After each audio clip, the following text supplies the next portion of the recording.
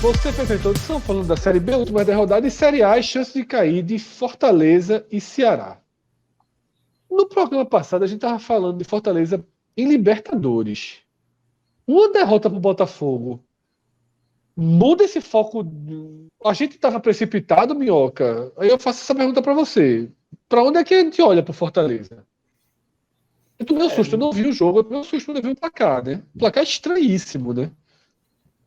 É porque aí é que tá, né? Quando a gente falou semana passada é porque a gente já tava meio que considerando o jogo do Botafogo é para fazer a festa, né? Sim, com É mais de 50 histórico mil desse pessoas. podcast, né? Zé Pacini sabe disso. O histórico desse podcast em relação ao gigante não é de muito respeito. E detalhe, né? Dos Não, o 30 gigante pontos. é enorme, ele é pelo contrário, é o respeito, mas é o respeito do nosso. A gente só não acha que ele está disputando outra coisa, a gente acha que ele disputa o que a gente disputa. Essa é a questão. Para ter noção, o Botafogo, dos 30 pontos, 10 conseguiu com os dois cearenses, né? 10 pontos. E aí, queira ou não, essa derrota do Fortaleza meio que acaba um pouco aquela história de tipo, dá para pensar no G8, né? A diferença do Fortaleza para o oitavo colocado, que agora tem muita chance, né? Com a vitória do Flamengo na semana passada, tá praticamente encaminhado esse G8, porque os três, a final da Libertadores e a final da Copa do Brasil, tudo indica que vai ter as equipes que já estão ali nas primeiras colocações, então vai até o oitavo colocado.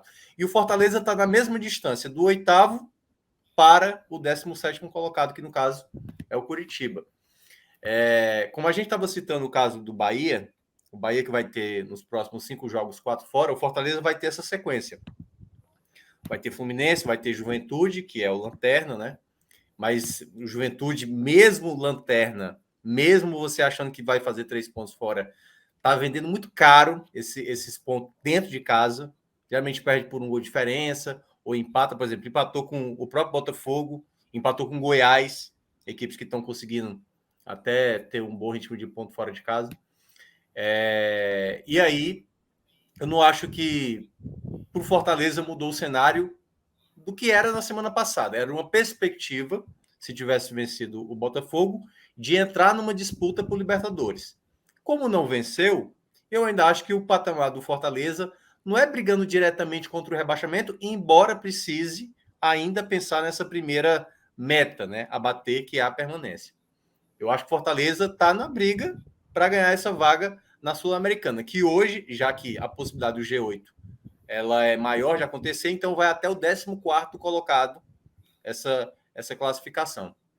Então, ainda acho que o Fortaleza teve o sentimento mais de frustração por conta, né, da presença da torcida, por tudo que se imaginava, mas eu não acho que tenha mudado assim a perspectiva de melhoria. Claro que tudo vai depender do que for fazer nessas próximas 5 rodadas, né, com esses 4 jogos fora, para o Fortaleza ter uma tranquilidade a mais e se estabelecer ali praticamente numa zona mais tranquila e pensar mesmo na Sul-Americana. E o que me chama a atenção, isso já foi citado no programa passado, acho que foi Cauê que citou, do Ceará para baixo. Do Ceará para baixo. São 3 vitórias nos últimos 5 rodadas. Você pega aí que são 6 times, são 30 jogos. 30 jogos e 3 vitórias.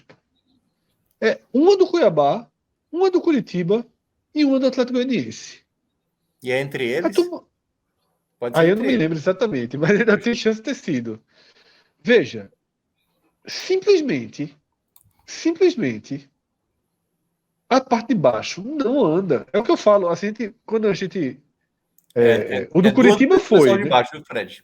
É, Cuiabá sobre Juventude, Curitiba sobre Avaí. sobre o Avaí, é.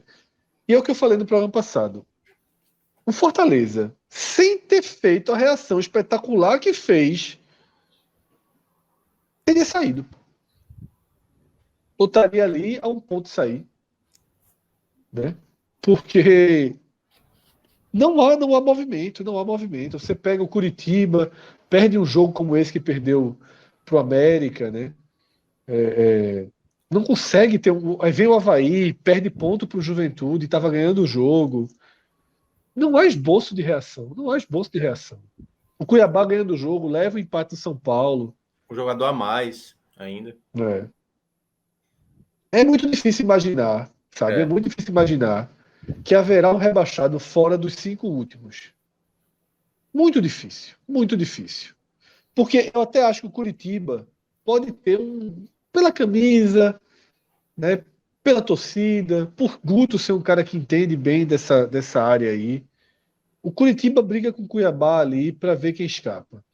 Eu vejo muito dessa forma. O Eu também Ceará. tô achando. Eu também tô achando que esses 5 aí são os mais prováveis. Eu teria uma chance, teria o único risco de chegar no Ceará e até de voltar ao Fortaleza a ter qualquer motivo era se o Atlético Goianiense desse que esse Atlético Goianiense ele tem o futebol para dar um tiro aí. Mas não dá sinais, né? Claro que essa rodada pegou o Atlético Mineiro, não é um jogo, né, que você conta ponto. Mas, enfim, acho que dificilmente. Não estou dizendo que o Curitiba vai cair, que o Atlético Goianiense vai cair. Eu acho que o Atlético Goianiense pode até escapar, mas se ele escapar, é rebaixando Curitiba e Cuiabá. Sabe? Não é chegando no Ceará, não é indo de volta para o Fortaleza. E tem outra. Minhoca, tu tá no sofrimento daquela fase do aparelho que corta a bochecha, né? Tá difícil. É porque, na verdade, eu troquei hoje o alinhador e aí tá apertando pra caramba. Aí eu tô aqui essa só fase aí, meu velho. segurando a gengiva aqui, ó.